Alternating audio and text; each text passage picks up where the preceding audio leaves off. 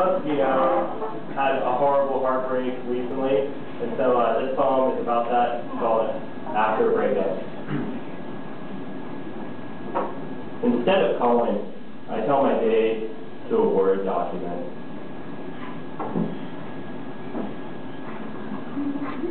A little comic relief. Anyway, I've been hanging out with friends at sunset, drinking Jack Daniels in wooden chairs we line along the sidewalk, watch the runners pass, and people walking their dogs. We say, hey, to the family men who glance at us nostalgically, but they never really look back after they pass. Our conversation stayed with the last bits of sunlight, the dark blue to black, street lights flicker on, the glare paints the empty sidewalk yellow.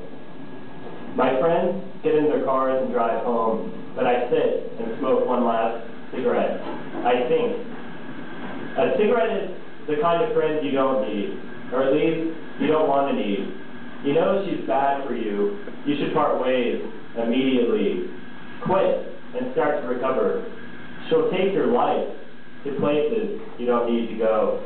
You'll end up in a starched bed in a hospice breathing on a respirator through a quarter-sized hole in your trachea. Well, maybe not, but you might end up needing an inhaler. I head inside, sit and open my laptop, then take another gulp. They say that a blank canvas is the most terrifying thing to an artist. You have all the freedom to fill the page with whatever you choose, but the damn thing stares back at you, hollow and naked.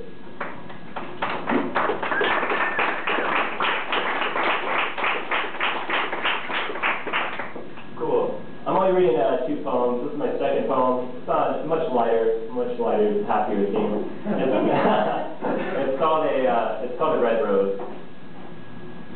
In pouring rain, a Muslim woman dressed in full hijab walks out of her purple house, closes the brown front door, and follows the sidewalk that winds from the front steps through the green lawn to the edge where her driveway meets the road. She plucks a red rose from the rose bush beside her mailbox, and with her fingers she deftly separates each petal until the blossom is open like a lotus. She then kneels, placing her knees and forehead against the black asphalt.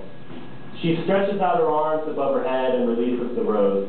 The water sweeps the flower along the jutted edge of the curb